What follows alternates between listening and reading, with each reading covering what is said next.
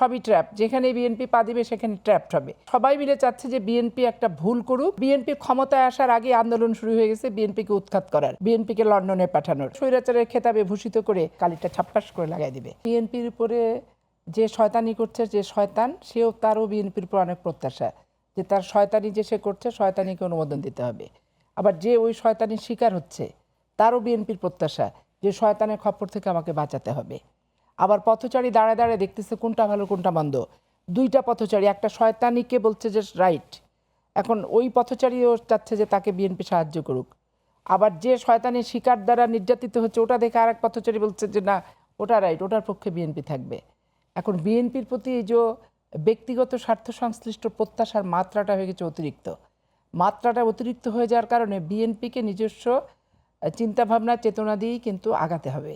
এখানে হোমজিক্যালি কোনো কিছু করতে গেলে সবই ট্র্যাপ। আপনি যে শয়তানি বলে না, শয়তানির দ্বারা শিকার হয়ে যে ব্যক্তিটা ধরা খাচ্ছে সেটাই বলে না, শয়তানের সপক্ষ আর শয়তানির দ্বারা অত্যাচারের যে পক্ষ, এই চারটা মিলে সবই ট্র্যাপ। যেখানে বিএনপি পা দিবে সেখানে ট্র্যাপ হবে। এবং তারা সবাই মিলে চাচ্ছে যে বিএনপি একটা ভুল করুক এবং ওই ভুলের খেসারত হিসেবে, কারণ বিএনপি ক্ষমতায় আসার আগে আন্দোলন শুরু হয়ে গেছে বিএনপিকে উৎখাত করার, বিএনপিকে লন্ডনে পাঠানোর, এবং আমাদের ব্যাগ ট্যাগ গোছায় রাখার প্রস্তুতি আগে থেকে ওরা আমাদেরকে ন্যায় রাখার চেষ্টা করতেছে। আপনি নিজেও অবলোকন করেছেন অন্তর্বর্তীকালীন সরকার আসার দিন থেকে অদ্যাবধি পর্যন্ত। এই জন্য বিএনপিকে এখন খুব মানে শান্ত মাথায় ঠান্ডা মেজাজে সব জায়গায় ইনভলভ হলেও চলবে না, আবার ইনভলভ হয়ে যাক এটাও চাচ্ছে।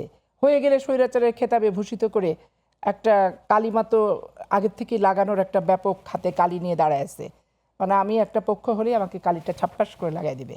এই জন্য বিএনপির কাছে সাধারণ মানুষের যেটা প্রত্যাশা যে বিএনপি এগুলো হয় কঠোর হস্তে দমন করুক আর না হলে এগুলোকে পাত্তাই না দেখ। এই যে এরকম একটা দুইটা সেন্টিমেন্টে কিন্তু চলে আসছে অলরেডি দেশের মানুষ। এখন এই দুটো সেন্টিমেন্টে যে চলে আসছে এটা বিএনপির জন্য এক সেন্সে ভালো যে বিএনপিকে একটা ভূমিকা নিতেই হবে রাষ্ট্রের স্থিতিশীলতার স্বার্থে। এবং মানুষও এমন একটা পর্যায়ে বিরক্ত বোধ করছে যে একটা অস্থিরতা ব্যাপকভাবে সামান্য হয়তো, যেমন ঘরে ঘরে দুর্গ তৈরি করো বিএনপিকে উৎখাত করার জন্য। আরে সারা জীবন শুধু দুর্গই মানুষ তৈরি করবে তো মানুষ দুর্গের ভিতরে শান্তিতে সহ অবস্থান করে একটা শান্তির নীড় বানাবেটা কবে? শুধু দুর্গই বানায় যেতে হবে রাজনৈতিক দলের স্বার্থ চরিতার্থ করার জন্য। এই যে একটা ব্যাপার। আর এনসিপি জুলাই আগস্টের অভ্যুত্থান আমি রেসপেক্ট করার আমার 100% আমি রেসপেক্ট করি, এটাকে আমার বিতর্কিত করার আমার সুযোগ নাই। কিন্তু যারা হচ্ছে এটার অংশীদার বিতর্কিত তারাই করছে, আমি আরেকটা বিরতিতে যেতে হচ্ছে, তাৎপর্যটা তারা নষ্ট করছে।